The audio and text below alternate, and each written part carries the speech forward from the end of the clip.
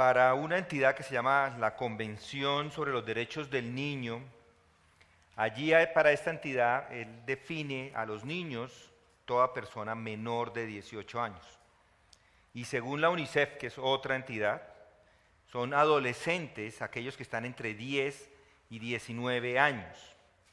Entonces la adolescencia es un periodo que incluye a la niñez, es decir, que entre los 18 y los 19 ya no somos niños para ellos. Una vez que cumple o 18 para unos o 19 para el otro, se acabó la niñez. El día que cumple 18 años, ya está, deja de ser niño. O el día que cumple 19 para los otros, no se han puesto todavía de acuerdo en esto.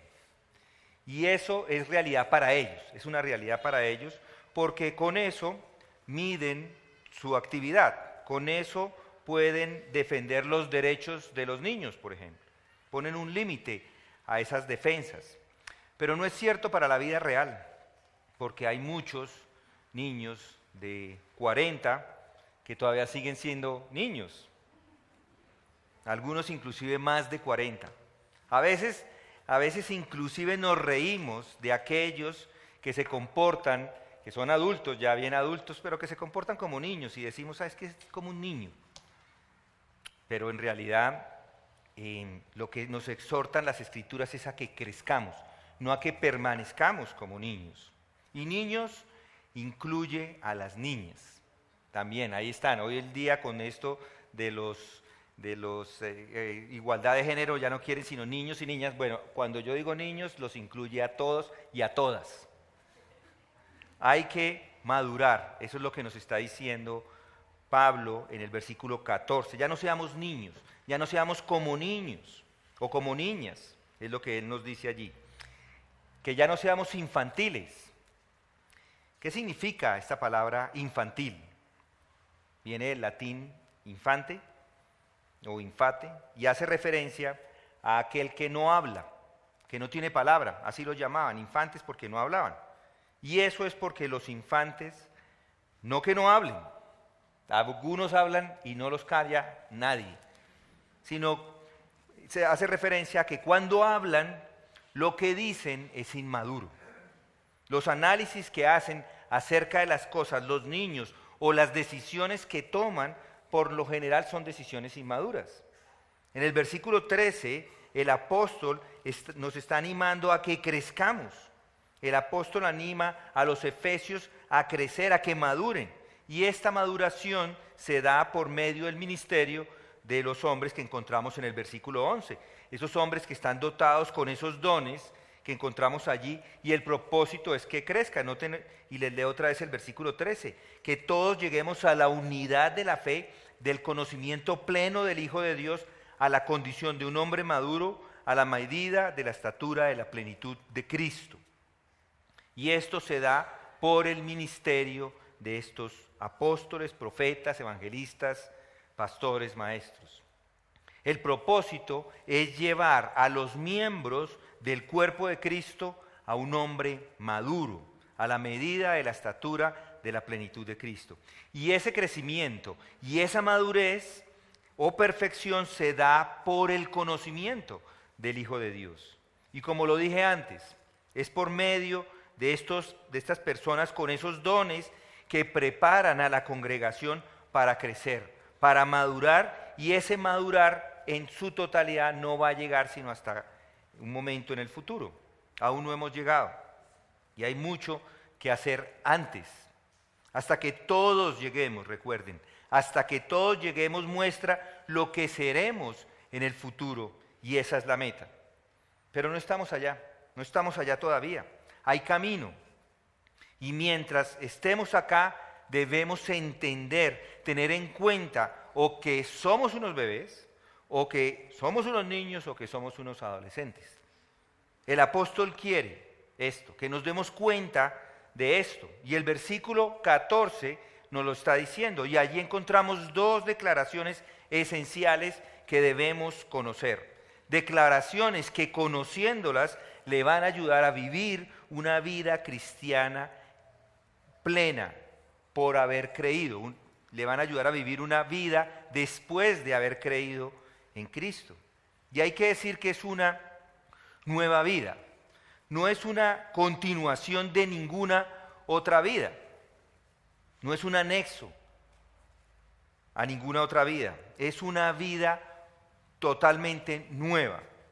La palabra niños nos lo muestra, nos ayuda a verlo. Hay una línea divisoria muy gruesa y ancha entre los creyentes y los no creyentes. No es una línea fina entre los cristianos y los no cristianos. No es que un cristiano está en el proceso de pasar al otro lado y se encuentra en algún momento en medio de esa línea. No es así, no funciona así. El cristiano pasa de un lado y es traído al otro de una vez. Por todas, se pasa de un lado a otro. No es como aquellos que se pasan el muro que está entre Estados Unidos y México. Ustedes probablemente han visto, yo no lo conozco personalmente, pero lo he visto por videos, lo he visto en fotos, y es un muro que es bastante grueso y bastante alto. Los que llegan allí como ilegales tienen que hacer un gran esfuerzo para saltarse ese muro. Yo no sé cómo lo hacen, pero he visto unos que se saltan eso de una forma que es bien complicada, pero lo hacen, parecen unas arañas. Y ese es el propósito de ese muro, que sea difícil el acceso, que sea difícil el paso. Pero en este mundo, el muro de separación entre creyentes y no creyentes no es solamente un muro más ancho, sino más alto. Tan alto que es imposible que cada uno de nosotros pasemos al otro lado por nuestros propios medios. Es imposible.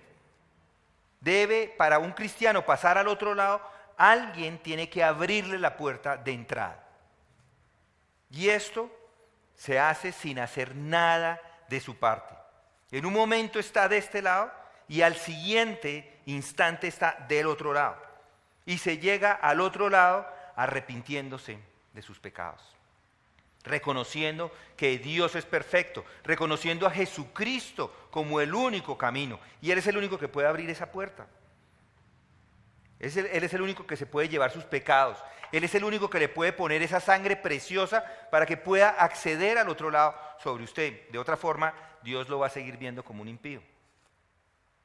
Sin embargo, tengo que decir esto que es muy importante, que cuando llega al otro lado, no llega como un hombre mayor o como un hombre maduro.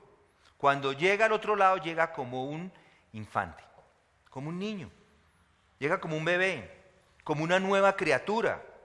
Y ese es un nacimiento, un nuevo nacimiento, un comienzo completamente nuevo.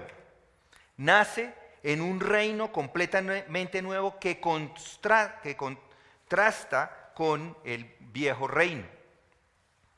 Y debido a que nace de nuevo, su vida comienza como bebé, como todos los nacimientos. Todos los nacimientos comienzan como bebés. El Nuevo Testamento enfatiza esto constantemente, este principio vital. Así que yo, hermanos, no puedo hablaros como espirituales, sino como a carnales, como a niños en Cristo, nos dice Pablo en 1 Corintios 3:1. Y el 2 dice, os di a beber leche, no alimento sólido, porque todavía no podías recibirlo. En verdad ni ahora podéis. Esto implica que hay un estado de inmadurez. Esto implica que empezamos como bebés y de ese momento inicial debemos crecer y desarrollarnos y madurar. Esto implica que hay inmadurez en la vida de las personas. Este es un principio central de la vida cristiana que está enseñando Pablo a lo largo del Nuevo Testamento. Entonces, la primera declaración de hoy, si está tomando notas, es que todos los cristianos inician su vida como infantes. En su primera epístola, Juan se dirige a los niños, a los jóvenes, a los padres. Dice, os escribo a vosotros hijos, si recuerdan, en 1 Juan 2:12. Hijos, porque vuestros pecados os han sido perdonados por su nombre. Os escribo a vosotros padres, porque conocéis al que ha sido desde el principio. Os escribo a vosotros jóvenes, porque habéis vencido al maligno. Os escribo a vosotros niños, porque conocéis al Padre. Todos tenemos que pasar por esas etapas, todos. Pedro trata esta misma verdad cuando escribe: desead, como niños recién nacidos, la leche pura de la palabra, para que por ella crezcáis para salvación. Sin embargo, a pesar de este énfasis que encontramos en las Escrituras, en el Nuevo Testamento, a pesar de que esta verdad es una verdad fundamental, muchos no lo ven así. Creen que son adultos en la fe y se olvidan que llegan como niños a la fe y que se mantienen así por un rato, por un tiempo. Es igual que el hombre, cuando nace del vientre de su madre, no nace grande ni maduro. No. Bueno, hay bebés que son muy grandes, eso es cierto, pero no maduros. No se madura en un solo día. No se madura, ni en un 2x3. No es cuestión de meses, ni de un par de años. De hecho, puede tomar a veces hasta una decena de años para considerarse un hombre maduro en la fe. Y a veces ni siquiera, después de pasar muchos años, todavía siguen siendo unos infantiles espirituales.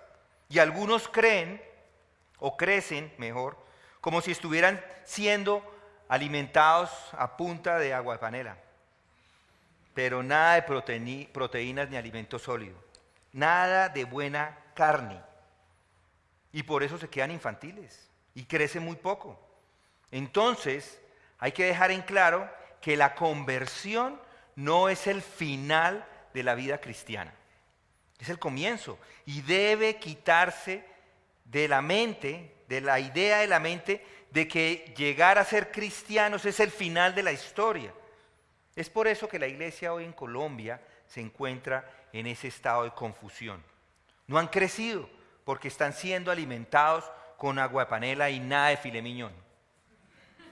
Solo se les da para mantenerles casi vivos, apenas un poquito para mantenerlos vivos, pero nada de ese jugoso y buen alimento de la palabra de Dios, para que crezcan. Para ilustrar esto, quiero que piensen en esto, o lo que quiero decir acerca de estas cosas. El seminario acá en Colombia, como el seminario en Los Ángeles, y creería que sucede en cualquier otro seminario, cuando preparamos a los hombres para la predicación, muchos de los mensajes al comienzo de su vida ministerial son terribles. Otros no tanto. Pero al final a todos les falta madurez en la predicación. Nadie es un gran predicador el primer día. Tiene que madurar su predicación. Y eso se da con el tiempo, no es de un día para otro. Y con la práctica. No funciona instantáneo, de forma instantánea, porque nunca, y puedo decir esto, nunca van a llegar a ser perfectos porque nadie lo es en la predicación. Yo no lo soy. Y de hecho, me llamó mucho la atención cuando el pastor Steve Lawson, que estuvo acá hace un par de años, habló de su predicación, un gran predicador, excelente maestro en predicación, y él dijo que después de cada servicio, de cada predicación, él notaba lo que le faltaba, que se daba cuenta que todavía no estaba, no había llegado. Si lo dice Steve Lawson, ¿qué podemos decir nosotros? Igual sucede en la vida cristiana, y podría afirmar sin equivocarme esto: todos los que se convierten en cristianos y entran en la vida cristiana, entran a ella como mi nieta Beatrix, un bebé.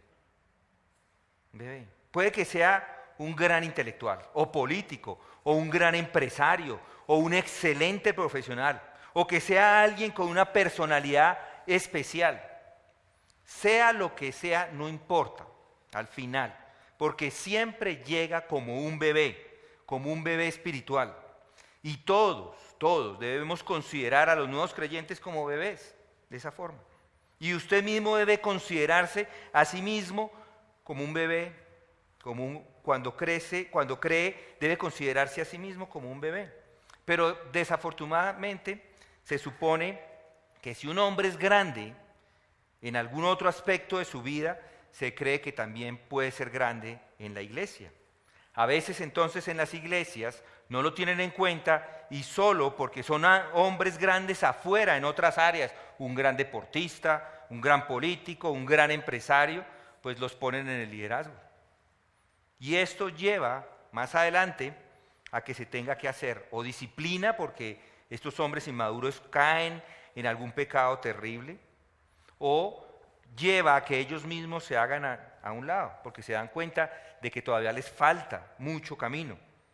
Pero esto se puede evitar en el liderazgo, si se ponen personas maduras, que no actúan como infantes.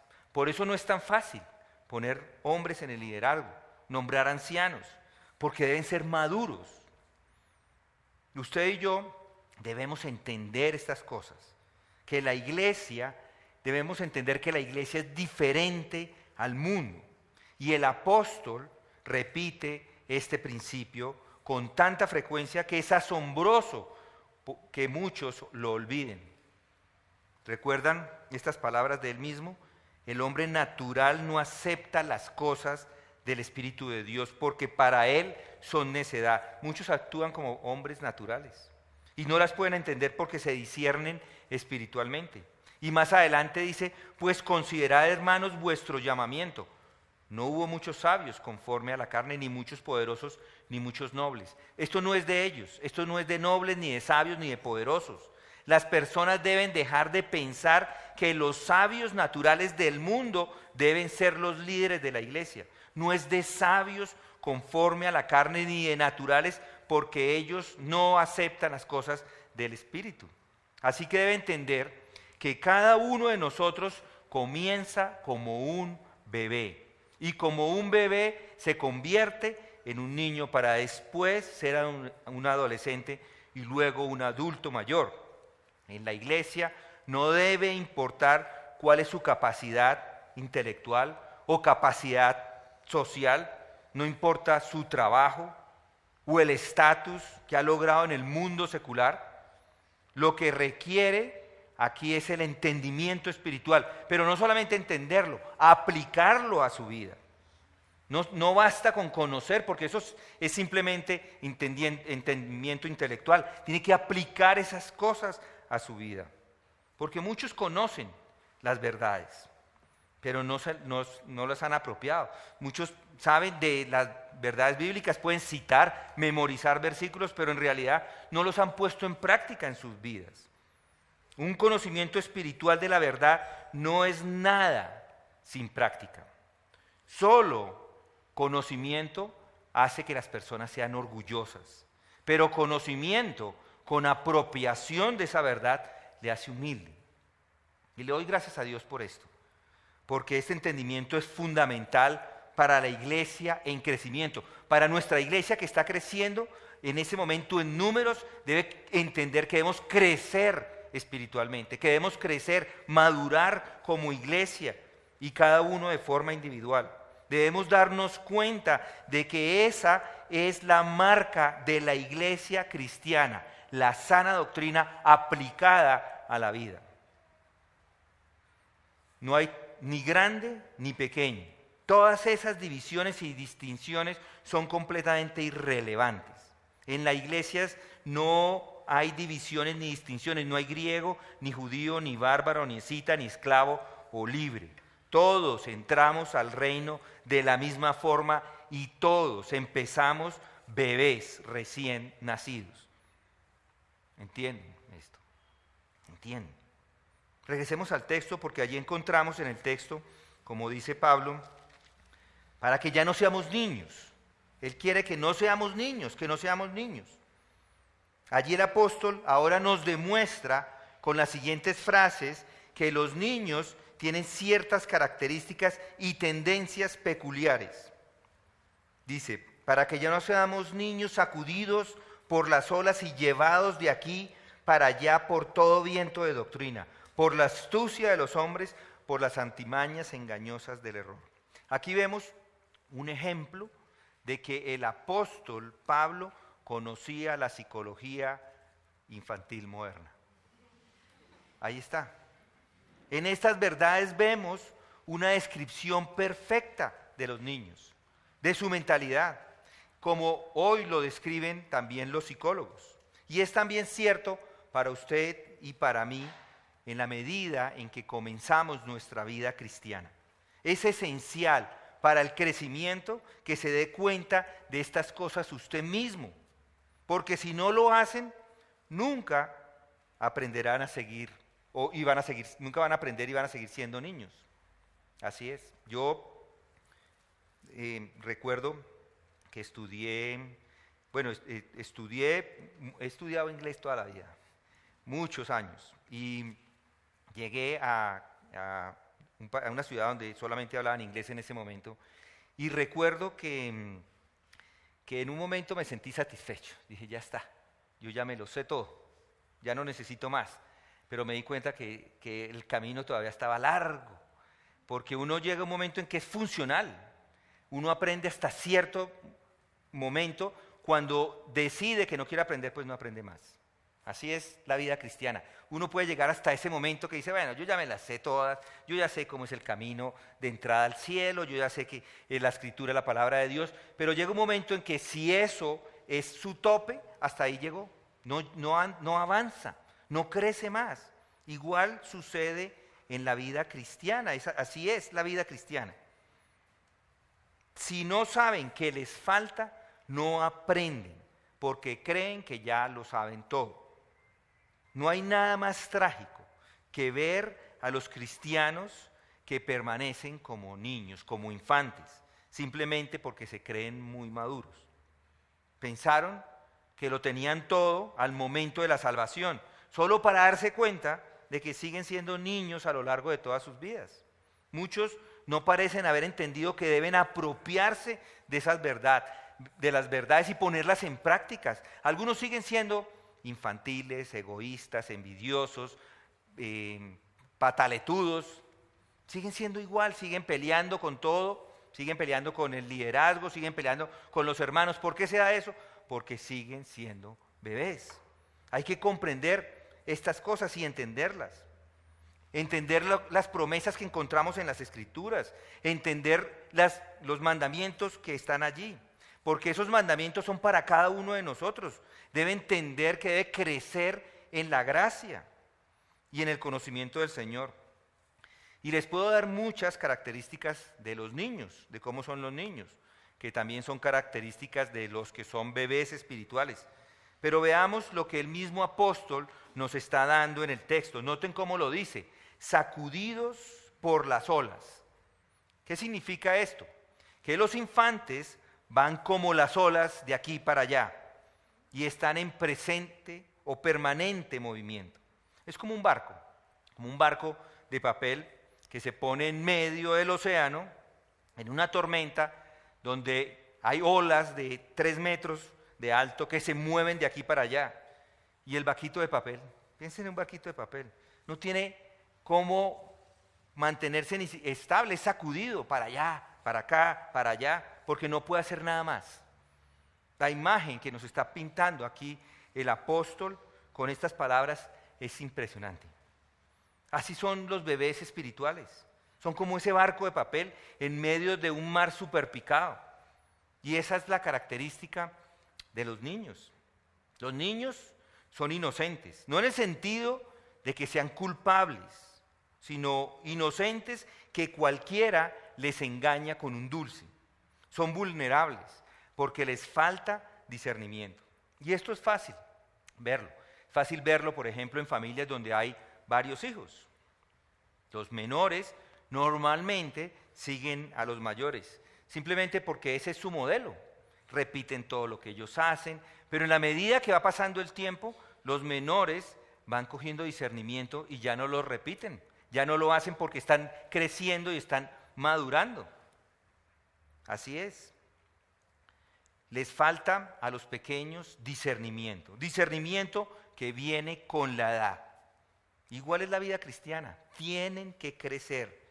Y los infantes, además de que les falta discernimiento, son variables, son cambiantes. Un niño puede cambiar de sonreír a llorar en cuestión de segundos. En un momento están corriendo felices. Y lo hemos visto aquí en la iglesia. Cuando acaba este servicio, cuando se acaba, empiezan los niños a correr de aquí para allá, de aquí para allá. Están súper contentos. Y algo pasa y todo cambia. Todo cambia. Les cambia la cara y se echan a llorar. Así son los bebés espirituales. Son variables. ¿Recuerdan Hechos 28?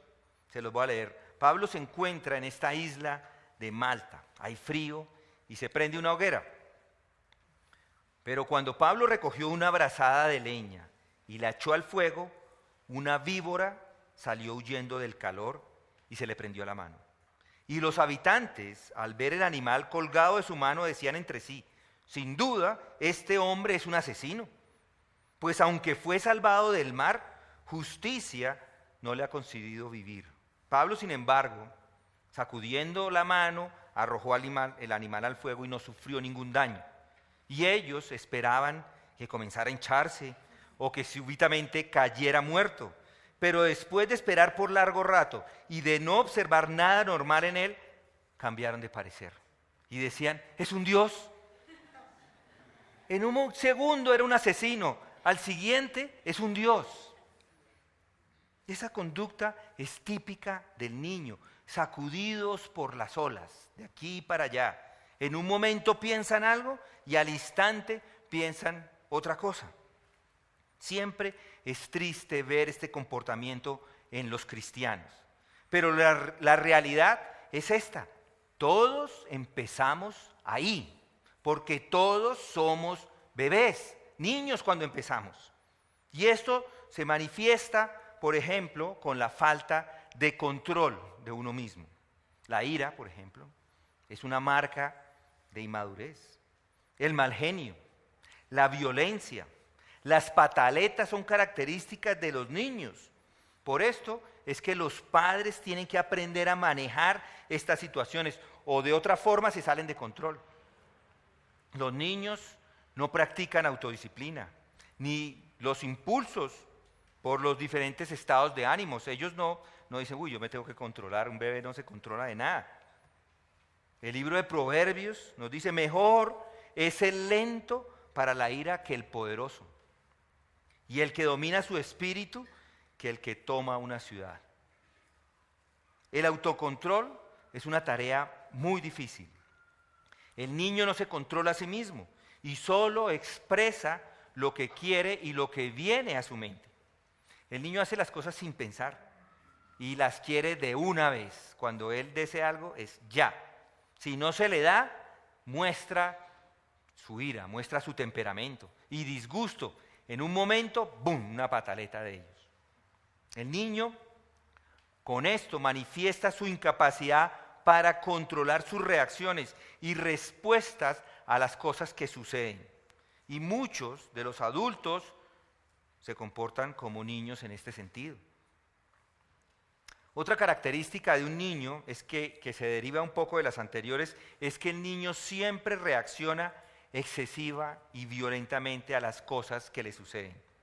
Va de un extremo, de un derecho al otro derecho, o de una derecha a una izquierda.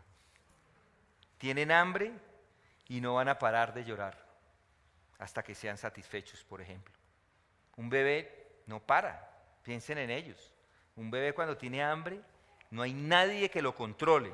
Y los niños, los bebés no se van a morir porque esperen otra media hora. Ellos no se van a morir, pero a ellos no les importa. Ellos lo único que quieren es comer en ese instante. Ellos no pueden autocontrolarse. Nosotros aprendemos a autocontrolarnos con el tiempo. Ya podemos decir: ok, ya no almuerzo. Algunos tenemos más problemas que si no es a las 12 el almuerzo, entonces ya empieza el mal genio. No. Ese autocontrol se debe aprender en la vida espiritual. Así es, debe ser en la iglesia. El adulto, el mayor, el maduro espiritual no debe reaccionar violentamente y excesivamente a las situaciones que se presentan en su vida. El adulto mayor espiritual manifiesta disciplina y autocontrol y tiene un elemento de templanza. ¿Por qué? Porque nos ha dado Dios espíritu de cobardía, sino poder, de poder. Dios no nos ha dado ese espíritu de ira, sino de poder, de amor. ¿Y saben qué más? De dominio propio. Significa ese dominio propio, disciplina y autocontrol. Entonces no debe reaccionar excesivamente y violentamente a las cosas que le suceden. Otra de las características del niño es que se mantiene su punto de vista o su posición con terquedad. Es terco. Pero lo mismo, al mismo tiempo, tiende a cambiar de un extremo al otro en instantes. Todos estamos familiarizados con el dogmatismo de un niño. Seguro que usted que ha tenido hijos, si los ha tenido o conoce los niños de otra persona, lo puede fácilmente afirmar. Que es difícil verlos como ellos se ponen en un punto y al siguiente instante o en un momento diferente toman otro igual de dogmático y no son flexibles de nada. Y no sabemos ni siquiera cuándo cambian de un lado a otro. Esos son los niños.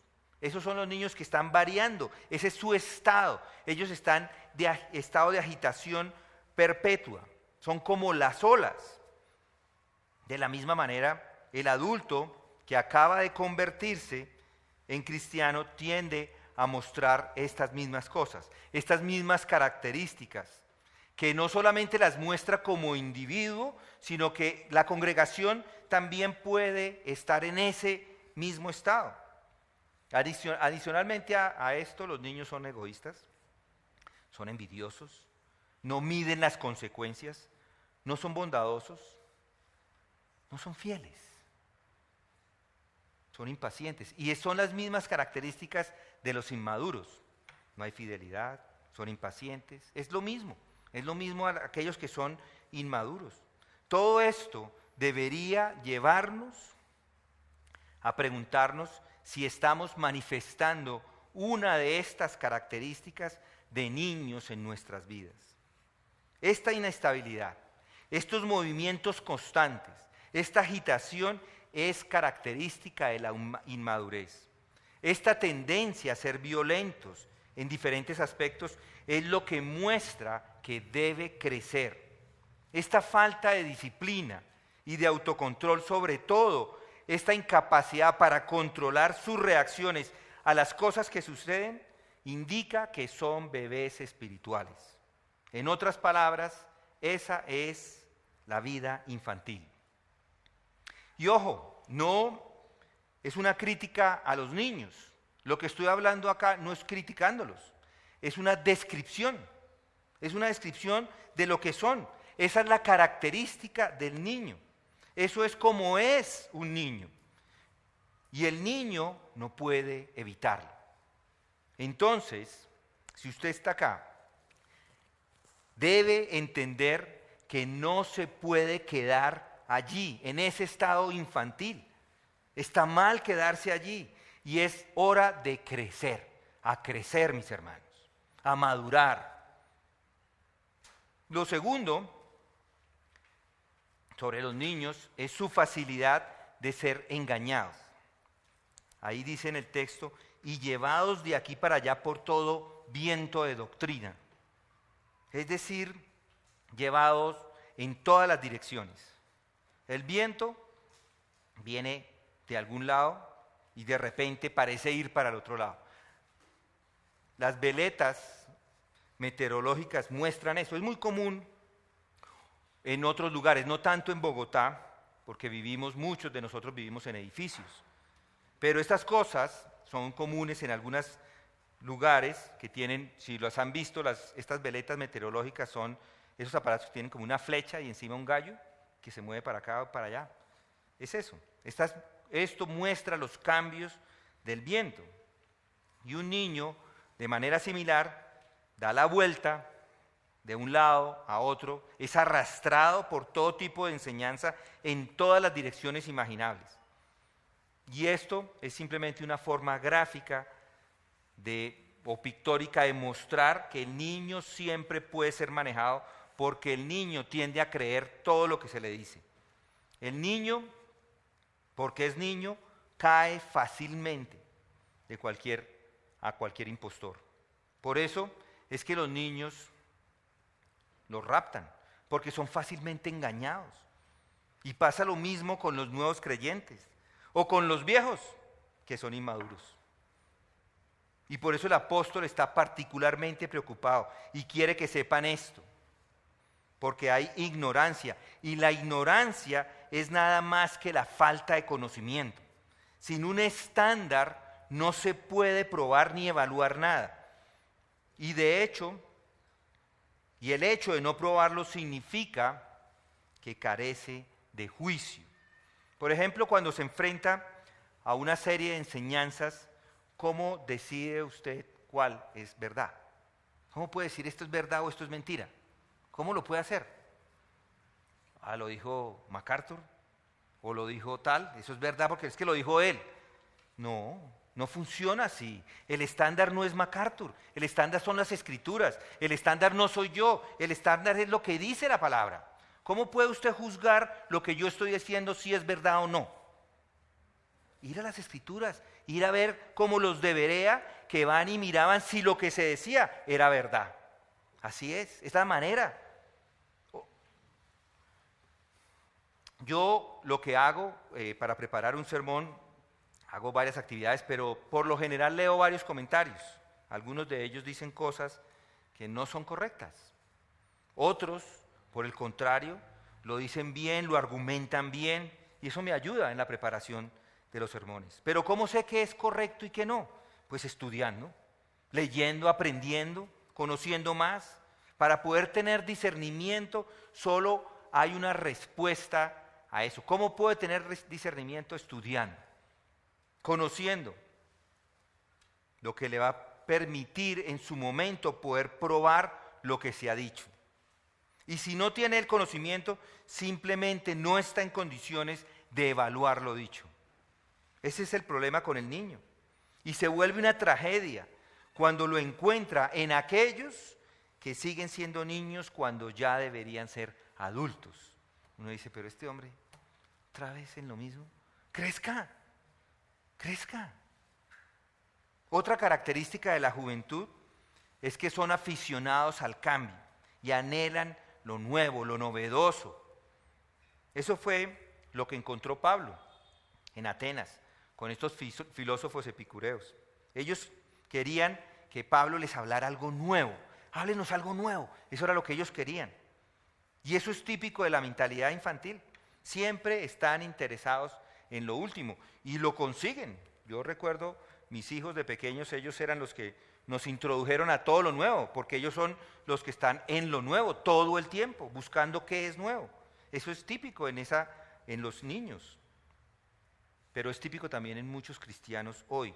Les gusta lo nuevo, les gustan los cambios. Por eso es que muchas iglesias hoy día están afanadas por saber qué es lo último, cuál es el último libro que se ha escrito para yo poder aplicar ese libro a mi iglesia. ¿Qué es lo nuevo? ¿Qué es lo que se está haciendo nuevo para poderlo aplicar a mi iglesia? ¿Cuál es la última tendencia? Para poder satisfacer a todos los infantiles que están en la iglesia. Si tiene el último elemento de entretenimiento y emoción, son los más populares. Y esa es una clara indicación de la perspectiva y mentalidad de niños. Y al apóstol le preocupa y que esto quede claro. Al apóstol le quiere impresionar esto en la mente de los efesios, porque si no se dan cuenta y no lo entienden, van a seguir siendo una iglesia infantil. No van a salir del infantilismo. Además, los niños son susceptibles de ser llevados por todo viento de doctrina. El niño es particularmente susceptible al espectáculo. El niño instintivamente le gustan los payasos. Cuanto más payaso, más le gusta. Cuanto mayor sea el elemento de show, más le va a gustar al niño. Por eso es que en las iglesias sucede exactamente eso. Si el hombre les hace reír, ¡oh! ¡Qué iglesia! Ese hombre me hizo reír todo el tiempo. Niños. El niño no tiene discriminación, no tiene medios para evaluar la verdad ni estos asuntos. Cuanto más grande es el espectáculo, más grande será el engaño, en cierto sentido. Y es más probable que los niños lo crean porque son niños, debido a que carecen del conocimiento, de la capacidad de discernir y entender, y les gusta el show. Ellos tienden a ser seducidos por lo espectacular, por lo grande, por lo llamativo. El espectáculo siempre atrae a los niños. Es por esto que el niño tiene que ser protegido. Y también es por esto que el niño tiene que ser disciplinado y debe ser instruido para que crezca. No se pueden quedar ahí, no puede uno quedar en ese lugar. Debe evaluar, evalúe en dónde se encuentra, piense en qué lugar se encuentra y crezca, aprenda, conozca, aprópiese de las verdades y crezca. Ahora, la segunda declaración, para aquellos que están tomando notas otra vez. Los cristianos, por ser infantiles, espirituales e inmaduros, están expuestos a peligros. Noten el texto. Sacudidos por horas y llevados de aquí para allá por todo viento de doctrina, por la astucia de los hombres, por las artimañas engañosas del error. Noten ese lenguaje que se utiliza con este peligro. Es un lenguaje fuerte, es un lenguaje casi violento.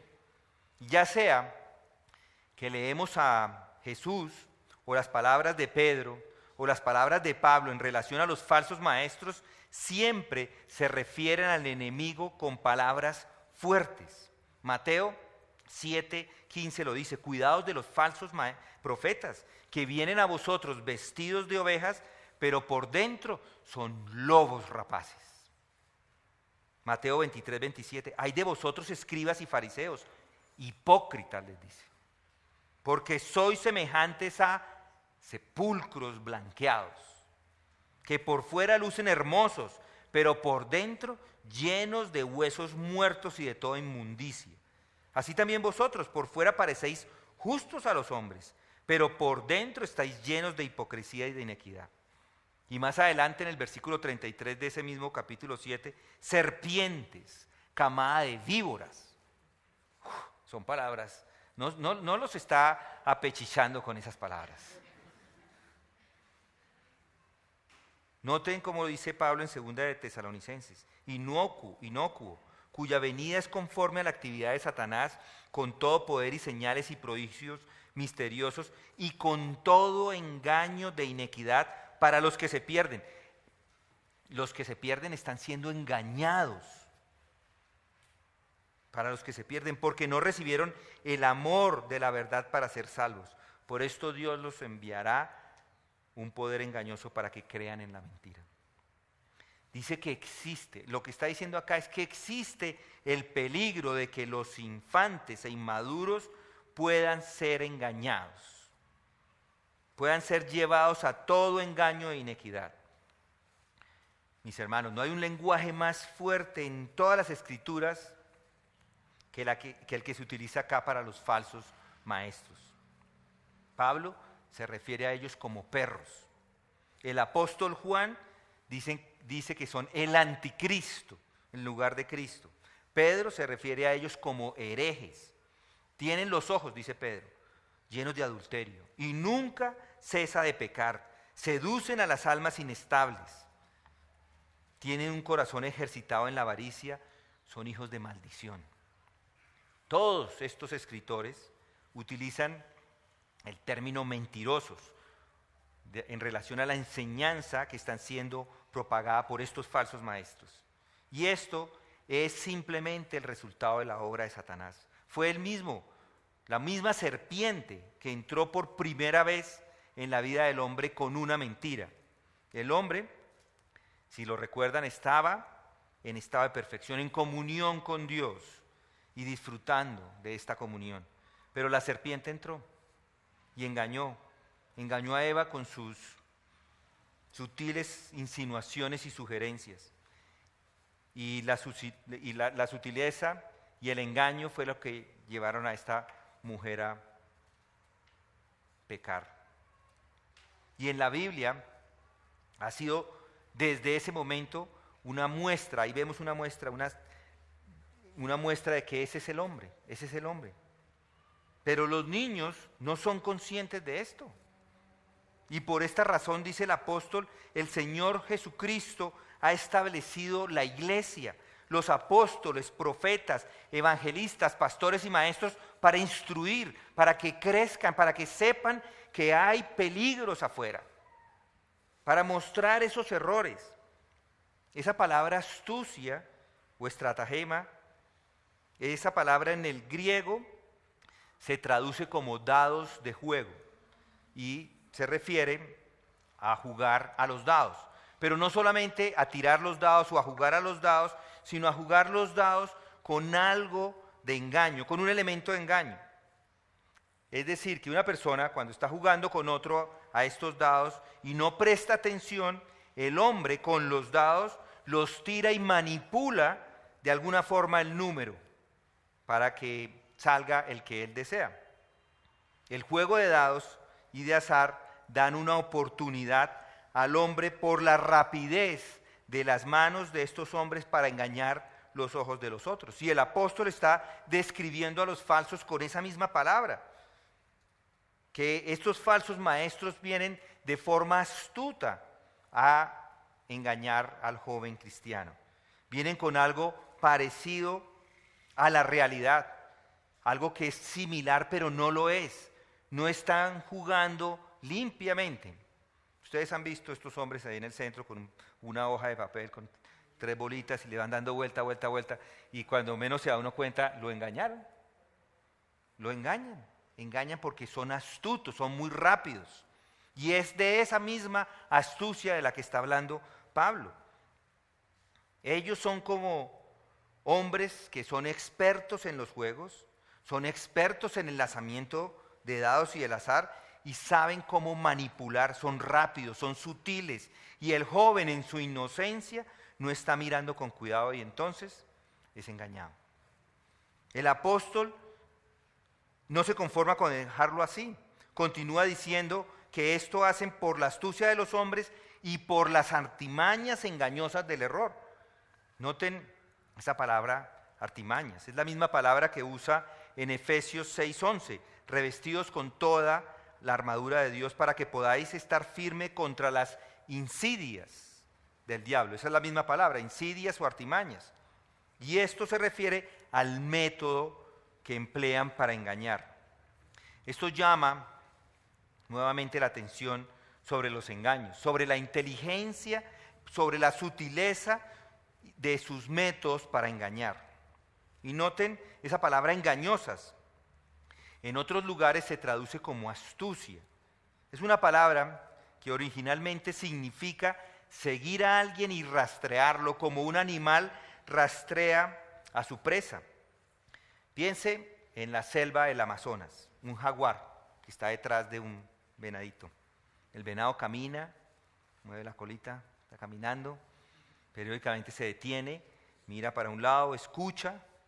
El venado piensa que está seguro y continúa, pero el jaguar sigue lento, camuflado, él utiliza todo, él tiene esos puntos ahí para que nadie se dé cuenta, que el venado no se dé cuenta, está usando sus artimañas engañosas hasta que llega el momento y ¡bum!, le cae a la presa, se come el venado.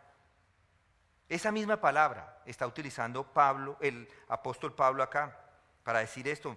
Mis hermanos, el enemigo ataca a la iglesia y a sus integrantes con astucia y engaños. Y si son infantes, pues más fácil, es muy fácil engañar a un niño, pero si ya son crecidos, es más difícil. Es más difícil engañar a una persona madura. Satanás ataca a la iglesia. ¿Y qué podemos hacer nosotros hoy acá? Bueno, saber que es un bebé espiritual y que el enemigo está al acecho. Pero ¿cómo podemos defendernos de Satanás? No es reprendiendo a Satanás o echando fuera demonios que le rechazamos. En las Escrituras encontramos varios ejemplos de cómo Satanás ataca a las iglesias y cómo las iglesias deben reaccionar a las artimañas del error, o cómo deben resistir, como dice el mismo Pablo, estar firme contra las insidias del diablo.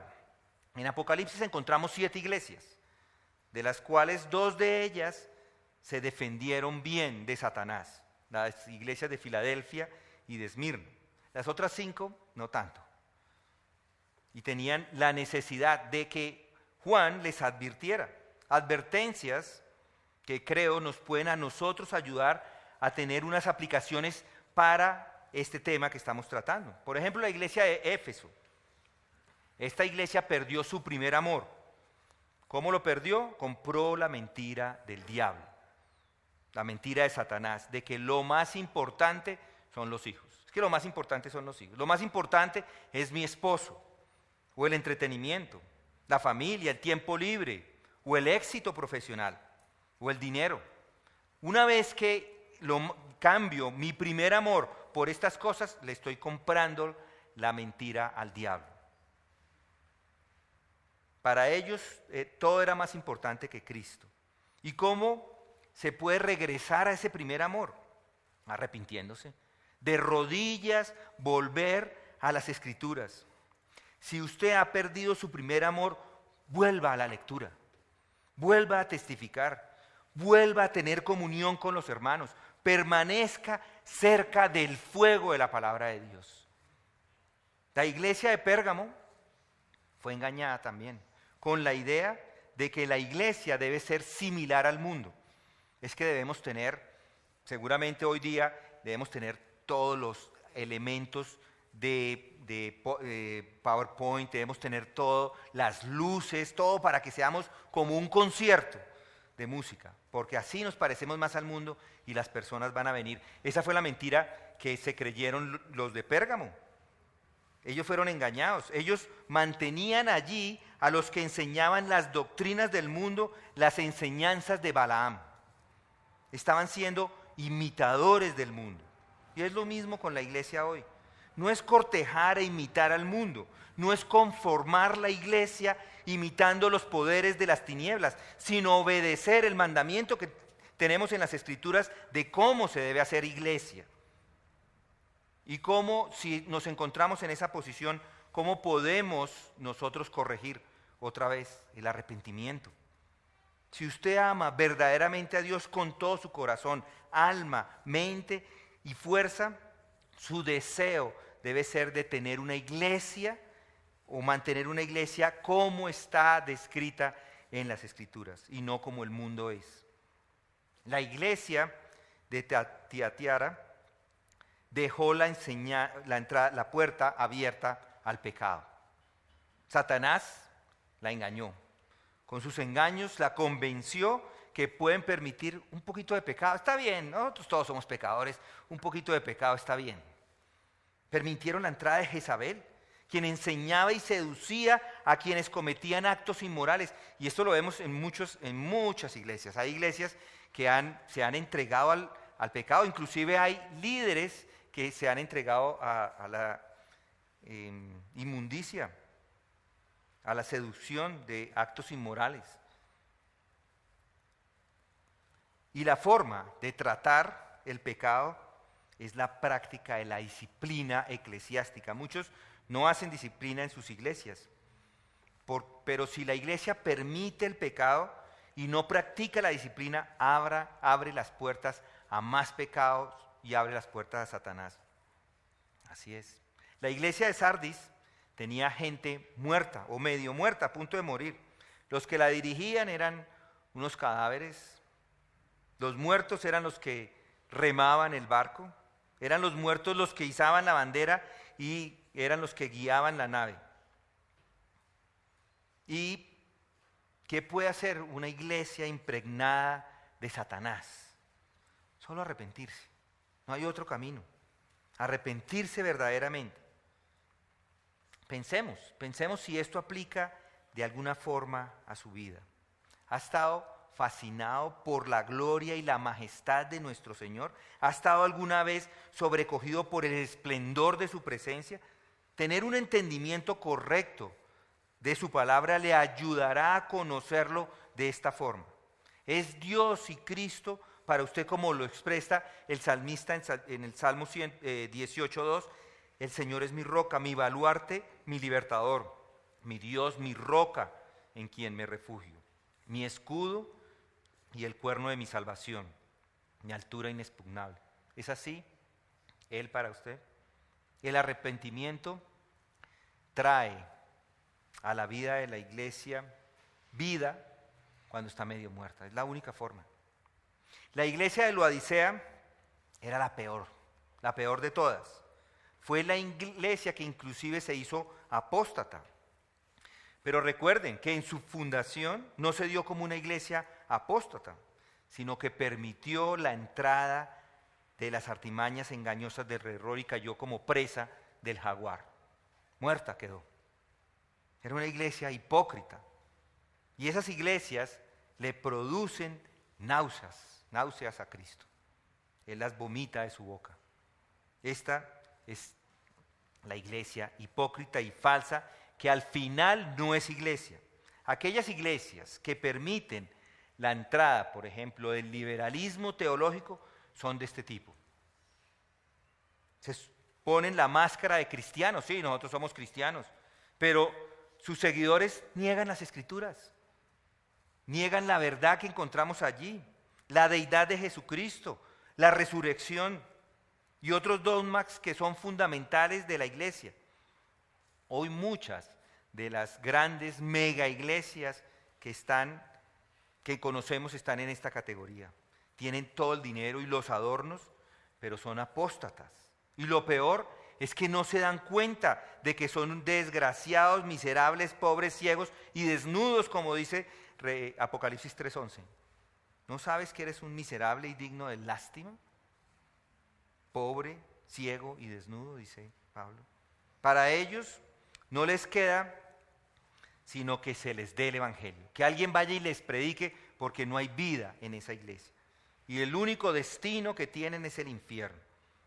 En el versículo 19 dice: sean celosos y arrepiéntanse. Mis hermanos, los engaños y las artimañas son características de Satanás. Esa es su característica, mentir. Y si nos encontramos como bebés espirituales infantiles, vamos a ser susceptibles a esos engaños. No es agradable mostrar esta parte negativa, tener que denunciar y exponer el error de otros.